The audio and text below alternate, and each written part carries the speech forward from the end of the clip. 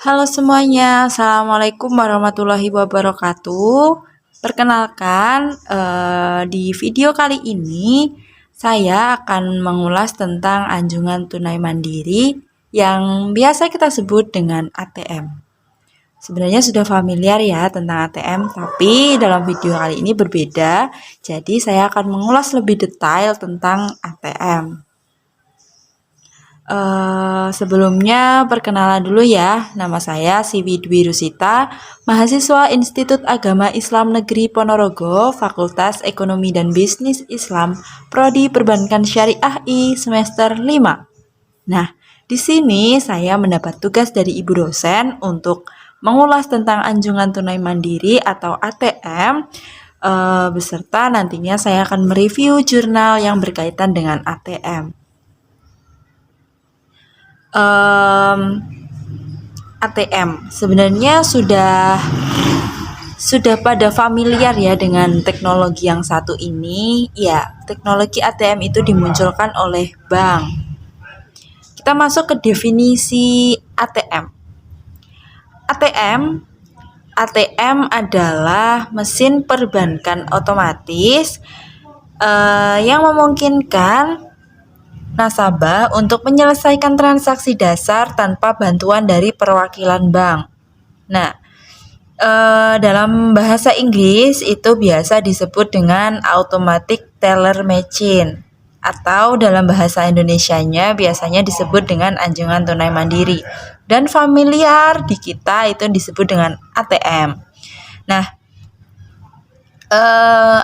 anjungan tunai mandiri adalah saluran e-banking paling populer yang paling kita kenal. Nah, fitur tradisional ATM adalah untuk mengetahui informasi saldo dan melakukan penarikan uang tunai. Iya, memang biasanya dalam kehidupan bermasyarakat, ATM itu biasa digunakan untuk melihat saldo atau untuk melakukan penarikan tunai. Tapi bila kita mengenal lebih dekat dengan ATM sebagai untuk mengambil uang, belakangan muncul pula ATM yang dapat menerima setoran uang yang dikenal dengan CDM atau Cash Deposit Machine. Nah, menurut Allen Florian tahun 2004, ATM atau Automated Teller Machine adalah sebuah alat elektronik yang memudahkan nasabah perbankan untuk mengambil uang dan mengecek rekening tabungan nasabah tanpa perlu melayani atau dilayani oleh seorang teller di bank. Nah, sementara itu, menurut Kasmir 2007 halaman 327, ATM merupakan mesin yang memberikan kemudahan kepada nasabah dalam melakukan transaksi perbankan secara otomatis selama 24 jam dalam 7 hari termasuk hari libur. Nah, sebenarnya ATM juga berfungsi untuk melakukan penyetoran uang ya sekarang, atau untuk pengecekan nominal rekening, transfer uang, dan transaksi perbankan lainnya. Nah, EDC atau Electronic Data Capture adalah mesin yang dapat digunakan oleh nasabah perbankan sebagai alat pembayaran elektronik. Nah, mesinnya digesek kartu ATM baik debit atau credit card. Nah, mesin EDC menggunakan teknologi wireless atau fixed line. Nah, alat ini akan terhubung secara online dengan sistem jaringan bank. Selanjutnya, kita masuk kepada perkembangan ATM. Sebenarnya apa sih perkembangan ATM? Bagaimana perkembangan ATM? Nah, ATM itu muncul pada era tahun 1950 sampai 1960 di Amerika, Eropa, dan Jepang. Nah, tokoh-tokoh seperti John Barron dan James Goldfield Hall dari Inggris, Donald C. lalu Luther, dan serta berbagai perusahaan seperti DeLaRue itu diklaim sebagai penemu ATM. Tapi kita tidak tahu pasti kemunculan ATM itu kapan. Namun, kemunculan awal ATM itu seiring dengan perkembangan supermarket, penjualan tiket transportasi publik, dan pom bensin. Nah, dengan sistem self-service di Amerika dan Eropa. Nah, selain itu, munculnya ATM juga sebagai respon atas peningkatan upah pekerja, serta tingginya frekuensi transaksi di teller bank. Nah, dulu itu ATM hanya bisa dinikmati oleh nasabah tertentu yang sebelumnya telah melalui proses seleksi. Namun seiring perkembangan zaman, inovasi teknologi ATM lahir dari pemikiran para bankir dan para ahli IT. Nah, melihat ini, para bankir ingin memecahkan masalah pendistribusian secara cepat, praktis, dan terintegrasi. Sementara para ahli IT itu berfokus pada sistem teknis peralatannya. Nah, contohnya dari sisi hardware seperti layar video, perangkat baja, plastik, dan pita magnetik maupun yang bersifat software seperti sistem operasionalnya. Seperti itu. Nah, pada era 1960-an, teknologi ATM itu belum berjalan sebaik saat ini. Nah, dikarenakan kendala hardware-nya dan software yang mengakibatkan banyak kasus seperti mesin yang macet, ATM yang mengeluarkan struk berkali-kali, sehingga banyak yang mendeteksi nasabah atau bank tertentu saja. Nah, dulu sangat merepotkan tentunya. Nah, pada awal kehadiran ATM, faktor kecepatan, integrasi, atau desain komunikasi menjadi salah satu fokus utama. Nah, inilah yang menjadi PR para IT. Kemudian, para IT menjadi fokus, istilah populernya adalah real time. Nah, salah satu bank yang mulai mengembangkan sistem real time ini adalah Bank Penyimpanan Swedia yang bekerja sama dengan IBM pada tahun 1968. Nah, di era 1970-an hingga 1980-an, beberapa bank Inggris dan para ahli IBM mulai mengembangkan sistem yang menjadi cikal bakal sistem ATM saat ini. Nah, dulu perusahaan-perusahaan yang mewarnai perkembangan industri dan inovasi ATM adalah Spitek, Brooks, dan Boops dari Inggris. Nah, pelopor dalam perkembangan teknologi ATM. Perusahaan-perusahaan tersebut bekerja sama dengan IBM untuk melahirkan fitur-fitur ATM seperti PIN dan dari sisi softwarenya. Nah, sementara itu perusahaan NCR itu berperan dalam inovasi seperti mengubah ukuran ATM lebih kecil dan multifungsi. Multifungsi itu antara lain sistem pengeluaran uang yang horizontal sehingga mengurangi kemacetan dan fungsi transfer serta informasi saldo. Nah, kini sering dengan jumlah bank serta frekuensi transaksi keuangan yang tinggi dan kebutuhan mesin ATM di dunia, maka muncul perusahaan-perusahaan perakitan ATM yang baru seperti Honeywell dari Amerika, Philips, dan masih banyak lagi tentunya. Nah, sekarang pada era digital yang kita rasakan saat ini, itu sudah muncul perusahaan-perusahaan e-commerce, perekonomian yang mulai berintegrasi menggunakan sistem online atau populer dengan sebutan e-money, e-cash, dan lain sebagainya. Nah, di ini, sistem perekonomian ini dan perdagangan menggunakan kemudahan mobile banking atau e-banking dan digitalisasi pemutaran roda perekonomian dunia secara makro. Nah, walaupun begitu, mesin ATM tetap memegang peranan penting dalam perekonomian, terlebih ekonomi mikro di Indonesia yang masih biasa menggunakan uang cash. Nah, ATM menjadi alat bantu kegiatan ekonomi di masyarakat mulai dari penyediaan uang tunai, pembayaran telepon, listrik, hingga pembelian pulsa. Sekarang kita masuk ke fungsinya. Sebenarnya apa sih fungsinya ATM? Fungsi ATM itu ya seperti yang kita lakukan dalam kebutuhan sehari-hari ya. Fungsi dan manfaat ATM itu secara umum adalah agar untuk melakukan penarikan uang secara tunai. Tapi selain itu masih banyak fungsi ATM yang dapat mempermudahkan kepentingan nasabah untuk melakukan aktivitas perbankan seperti yang pertama informasi saldo, yang kedua pembayaran umum seperti tagihan telepon, kartu kredit, listrik, air, handphone, dan uang kuliah. Pembelian, ada pembelian tiket penerbangan, isi ulang pulsa, pemindahan pembukuan atau bisa open transfer, dan juga pengubahan PIN. Lalu kita ke jenis-jenisnya ATM dan perangkat lunaknya. Sebenarnya ATM itu ada berapa jenis sih? Nah, untuk penarikan uang itu sebenarnya juga terdapat beberapa jenis ATM. Antaranya ATM setoran tunai atau Cash Deposit Machine, DPM, CDM, atau ada lagi ATM non tunai. Dan kita biasa mengenal dengan istilah EDC, Electronic Data Capture. Itu merupakan beberapa jenis ATM tarik tunai. Nah, selain itu, kemudian ada perangkat lunaknya. Apa sih perangkat-perangkat yang ada di dalam ATM itu sebenarnya? Nah, ATM itu terdiri dari hardware dan software. Nah, ada beberapa macam-macamnya ya. Yang pertama Central Processing Unit, itu untuk mengatur antar muka pengguna dengan perangkat transaksi.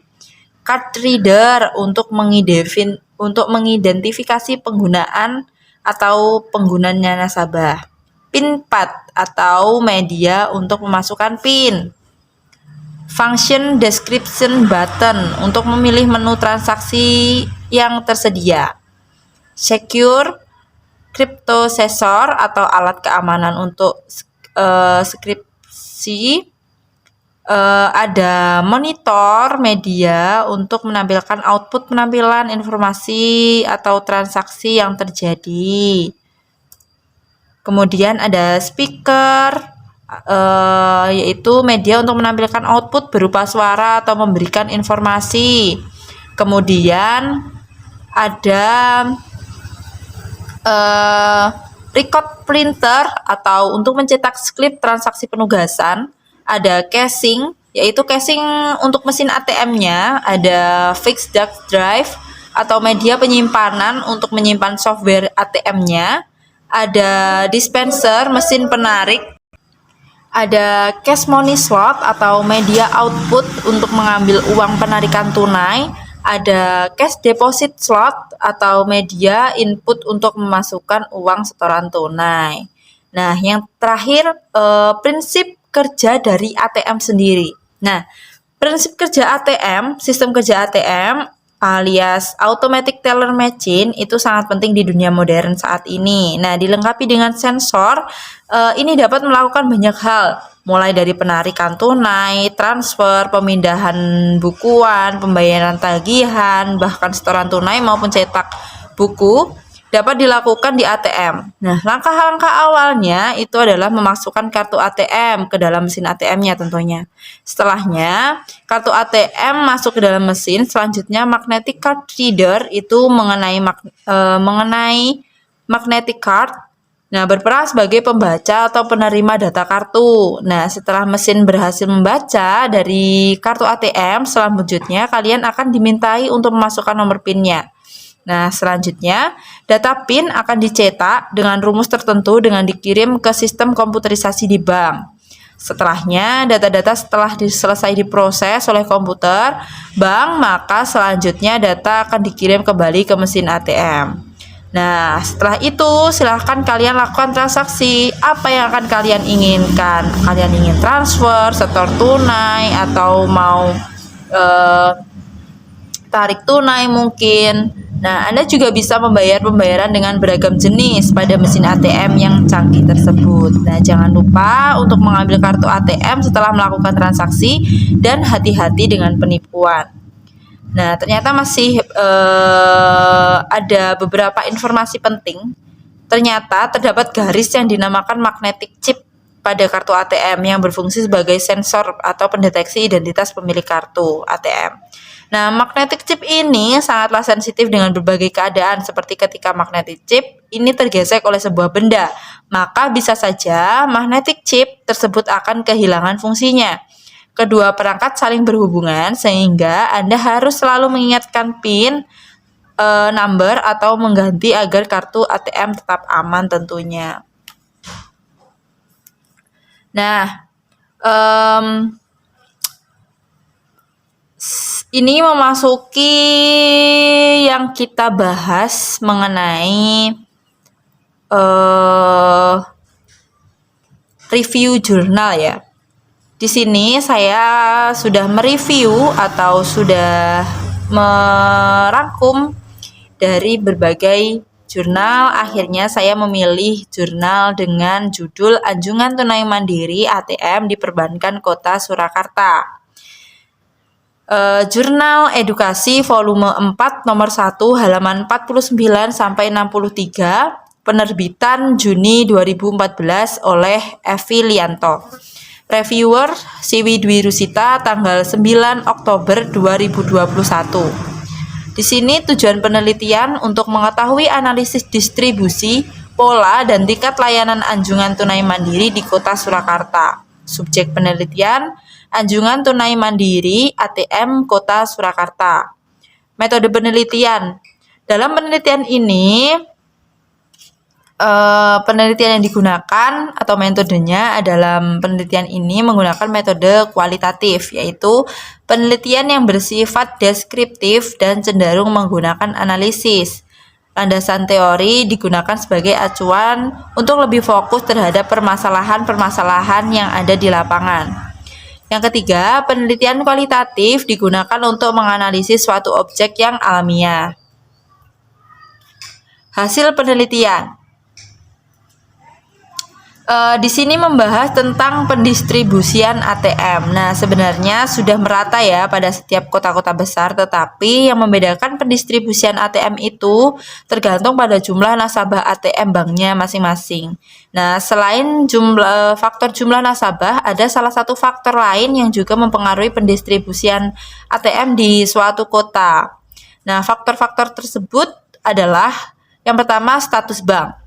Status bank milik BUMN dan milik swasta. Nah, di sini pengelompokan distribusi ATM lebih cenderung ke pengelompokan di pusat perdagangan dan jasa.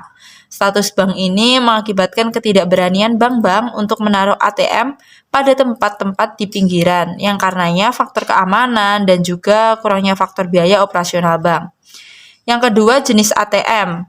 Nah, di sini diklasifikasikan menjadi 3 jenis ATM. Tunggal, ATM yang pertama ATM tunggal yang hanya terdiri dari 1 unit ATM. ATM ganda merupakan ATM yang terdiri dari 2 unit mesin ATM.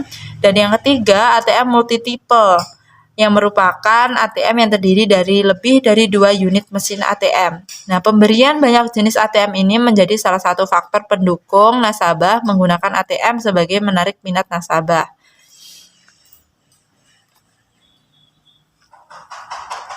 Yang ketiga, letak atau site-nya. Pendistribusian ATM terletak pada tempat-tempat yang ramai dikunjungi oleh masyarakat. Nah, tempat-tempat tersebut dianggap sangat berpotensi untuk mengoptimalisasi tiap-tiap unit ATM oleh setiap bank. Nah, distribusi ATM yang terletak di mal dan kantor bank tidak lepas dari faktor keamanan tiap-tiap unit ATM. Pada umumnya, tingkat keamanan mal dan kantor bank lebih aman dibandingkan dengan yang lain. Di kantor bank dan mal ada pihak keamanan yaitu satpam. Nah, selain menjaga kantor, bank pihak security juga diwajibkan menjaga keamanan tiap unit ATM yang ada agar mampu menciptakan rasa aman bagi para nasabahnya. Yang terakhir adalah aksesibilitas. Aksesibilitas berkaitan dengan tingkat kemudahan dalam pencapaian lokasi. Aksesibilitas suatu wilayah memiliki peranan yang penting untuk mengetahui kemampuan sirkulasi antara komponen-komponen dari wilayah itu sendiri atau dari wilayah lain yang memanfaatkan akses tersebut. Berkaitan dengan penelitian aksesibilitas, yang dimaksud adalah tingkat kemudahan untuk mencapai lokasi tiap unit ATM. Nah, di dalam penelitian ini juga terdapat kekuatan dan kelemahannya ya. Yang pertama kekuatannya.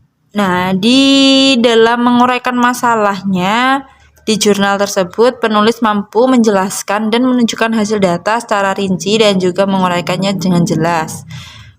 Kalimat yang digunakan penulis juga sangat mudah untuk dipahami. Informasi yang disampaikan penulis juga termasuk singkat tetapi sangat jelas dan terperinci.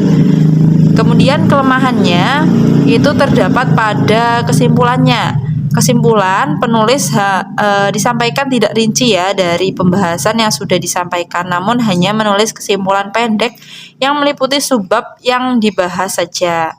Yang kedua, pada halaman awal tidak terdapat kata jurnal ilmiah pendukung seperti volume, halaman, tahun penerbitan, dan kota penerbitan. Jadi kita harus mencari di tengah-tengahnya. Kemudian yang terakhir kesimpulannya yaitu distribusi atau persebaran unit ATM itu ditinjau dari segi status, jenis, letak, dan aksesibilitasnya. Relatif belum merata di wilayah atau beberapa kota. Selain dari beberapa tinjauan tersebut, ada faktor keamanan yang menjadi pertimbangan penting sebuah bank menaruh ATM pada tempat tersebut. Mungkin itu saja yang dapat saya sampaikan. Ada kurang lebihnya saya mohon maaf. Wa fiq ila aqwamit thoriq. Assalamualaikum warahmatullahi wabarakatuh. Terima kasih. Nah, kali ini tentang membahas praktik penggunaan ATM di ATM BNI. Nah, jangan lupa pakai protokol kesehatan. Nah, setelah kalian masuk ke dalam ATM, kalian masukkan kartu ATM, pilih bahasa Indonesia, masukkan PIN yang Anda buat, kemudian pilih menu lainnya, pilih transfer, kemudian masukkan rekening tabungan, kemudian pilih rekening apa yang akan kalian transfer, rekening tujuan Anda apa. Kemudian setelah Anda pilih, kemudian masukkan nomor rekening tujuan Anda. Di sini saya akan mentransfer kepada teman saya yaitu Noviatul Salsabila.